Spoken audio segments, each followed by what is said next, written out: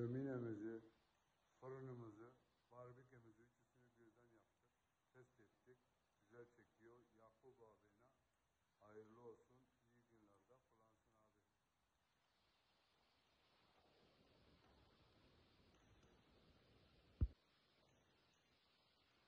Midyat şöminenin farkı. Garboya'da Yakup abinin şöminesini, fırını, barbeküsünü test ettik. Çok güzel çekiyor. Üçüsünü birden çekiyor. İyi günlerde kullansın.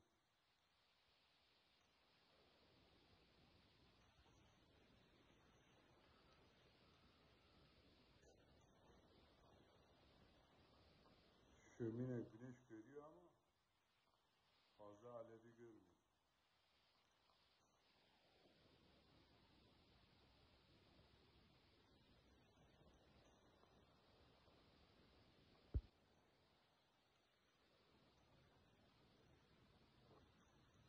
Yakup abinin şöminesini test ettik, teslim ettik. İyi günlerde kullansın Yakup.